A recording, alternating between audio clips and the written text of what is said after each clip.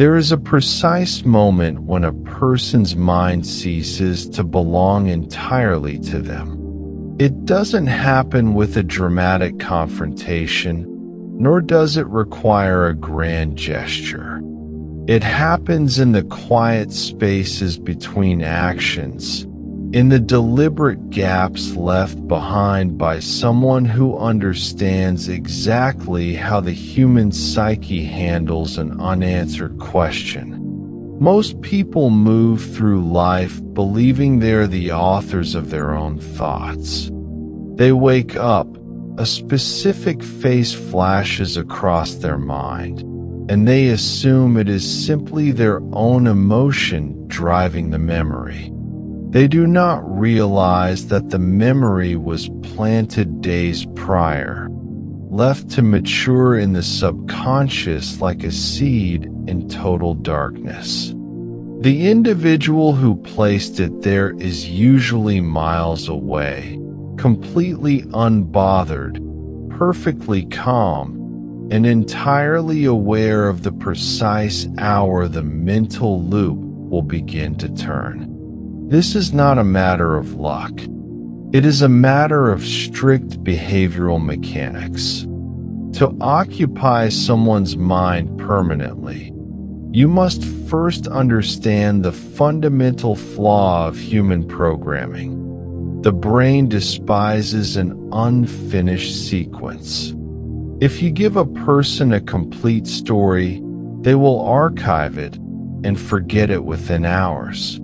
But if you give them a sequence that breaks unexpectedly, if you offer absolute clarity and then suddenly introduce an unreadable void, the brain will reject the silence. It will attempt to fill that void. It will simulate scenarios, replay past conversations, and invent explanations. And every single second their brain spends trying to solve the puzzle of you, your value in their mind multiplies. The strategy is calculated.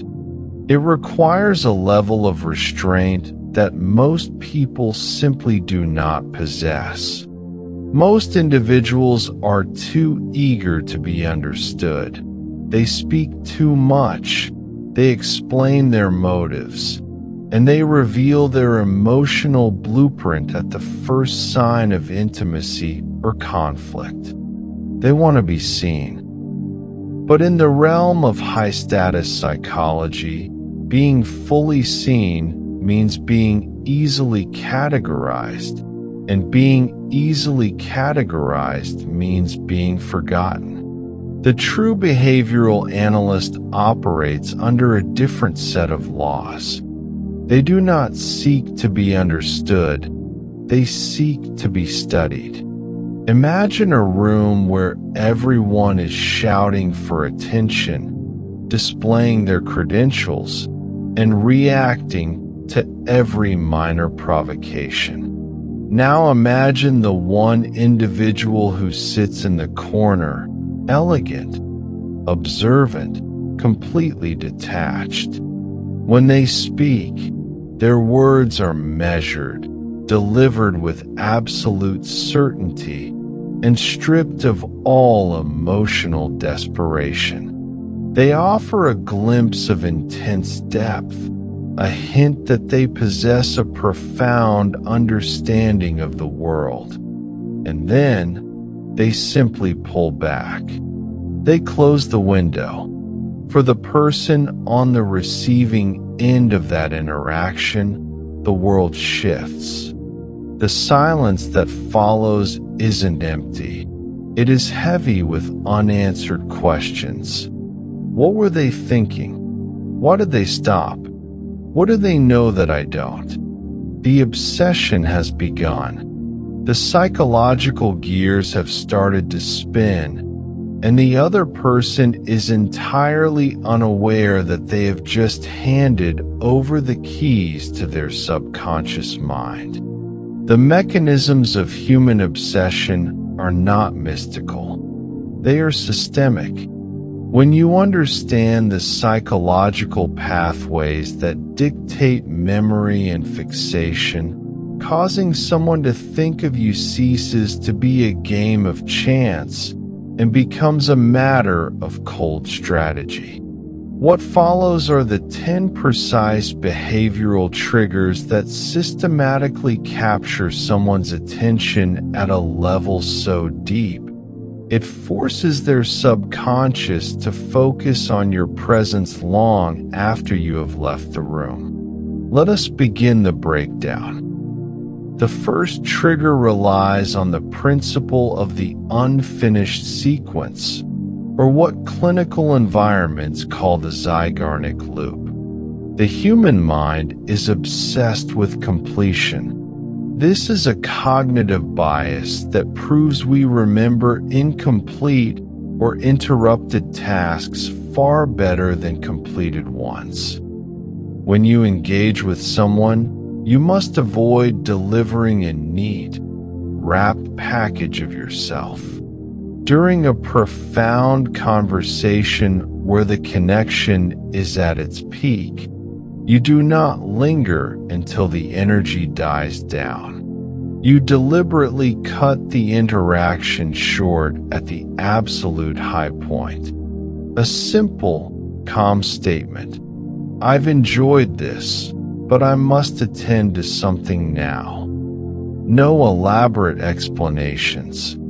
No overpromising when you will speak next. You leave the room while the echo of your highest value is still ringing in their ears. Their mind will instantly attempt to finish the conversation in your absence, replaying your words to find the conclusion that you denied them. Moving to the second trigger, the tactical withdrawal of validation. Human beings are deeply addicted to predictability. If you consistently provide praise, attention, or responsiveness, the brain categorizes you as a fixed utility, like water from a tap. It is appreciated, but it requires no active thought. To force nonstop reflection, you must break the pattern of your availability. You do not become hostile. You simply become unavailable without warning. When they reach out, your response is delayed, yet perfectly polite and composed when it arrives. There is no anger in your tone, which makes it far more jarring. If you are angry, they can rationalize your behavior. They are just upset. But when you are immaculately polite yet emotionally distant, they have nothing to blame but themselves. They will dissect their own recent actions, searching for the error that caused your warmth to cool. Trigger number 3 requires the execution of a cryptic identity frame. Never reveal your entire history, your vulnerabilities, or your daily routine in casual conversation. The moment someone can map out your day, knowing exactly where you are at 2 p.m. and what you eat for dinner, you become a solved equation. Instead, maintain a highly disciplined boundary around your personal affairs. Speak in broad, high-level concepts rather than mundane specifics. When asked about your plans, a response like, "I am focusing on a project that requires my full attention," is infinitely more captivating than listing your chores. It signals that your time is occupied by high-status endeavors, leaving them to wonder what world you occupy when you are out of their sight. The fourth trigger acts as the anchor of perfect composure. When a provocation occurs, whether it is a subtle insult, a sudden change of plans, or an emotional outburst, the standard human reaction is defensive. People argue, justify, or show hurt. The elite strategist does none of this. You absorb the impact with absolute stillness. You look at the individual, allow a brief pause of silence to hang in the air, and then address the situation with flat, unshakable logic. By refusing to match their emotional frequency, you become an enigma. They expect a reaction. Your calm denies them that satisfaction. Long after the interaction is over, they will be haunted by your lack of fear, wondering what hidden leverage you possess that allows you to remain so utterly unbothered. Next is the fifth trigger, known as the subconscious microimprint. This is the art of associating yourself with things already embedded in their daily environment. During your interactions, you highlight specific details, a unique scent, a precise philosophy, a particular style of architecture, or a rare piece of music with deep, quiet authority. You do not force it. You merely observe it with high intelligence. Later, when you have withdrawn your presence, they will encounter that scent in the street or hear that specific perspective mentioned elsewhere.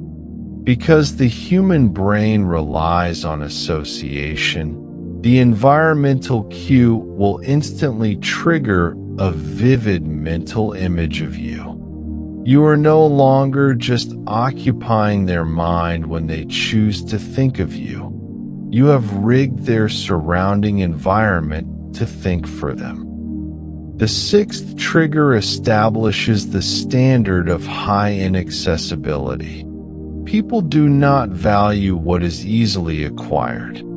It is a fundamental law of behavioral economics and human relationships. If you are always ready to meet, always answering calls on the first ring, and always flexible for their schedule, your perceived value plummets to zero. You must establish strict, visible boundaries. Your time is a premium asset. If an invitation is extended too late, you decline it calmly, stating you have prior commitments. You do not rearrange your life to accommodate their convenience. This creates a psychological boundary. They realize that to gain your presence, they must elevate their own effort. The thought of losing access to someone of such high standards becomes a constant, quiet anxiety in the back of their mind. We look now to the seventh trigger, the calculated absence during milestones. When something significant happens in their life, a major success or a moment of chaos, everyone rushes to offer standard, predictable commentary. The crowd gathers to give noise. Your power lies in your absence during these crowded moments. You do not join the chorus of validation. You remain silent, watching from a distance. Because your previous interactions carried such weight, your lack of a reaction will stand out far more than the 100 generic messages they received. They will scan the room for your approval, and finding only your silence, they will wonder why the one opinion they truly value is the one that cannot be bought. The eighth trigger introduces the contrast principle, or the high-status shift. A mind cannot be occupied by monotony. If you are always intense, it becomes exhausting. If you are always casual, it becomes boring. The trick lies in the sharp, masterful execution of contrast. During one interaction, you are intensely focused on them, listening with an analytical depth that makes them feel like the only person in the world. You decode their thoughts and understand them better than they understand themselves. Then, in the next encounter, you are detached, polite, and thoroughly professional. This sudden shift creates an immediate psychological craving. They will spend hours trying to figure out how to bring back the intensely focused version of you, chasing the high-status validation they briefly experienced. Trigger number 9 is the delivered prophecy. To be unforgettable, you must demonstrate an almost supernatural ability to read human nature. During a casual observation, you calmly predict a behavioral outcome, how a mutual acquaintance will react to a situation, or how a specific event will unfold based on cold logic. You do not boast. You state it as an absolute fact of reality. Weeks later, when the event occurs exactly as you outlined, your status in their mind transforms from an ordinary person to an oracle. They realize your understanding of human behavior operates on an entirely different plane. From that moment on, whenever they face a decision or a crisis, their first instinctual thought will be, what would they say about this? Finally, the 10th trigger, the ultimate emotional solitude.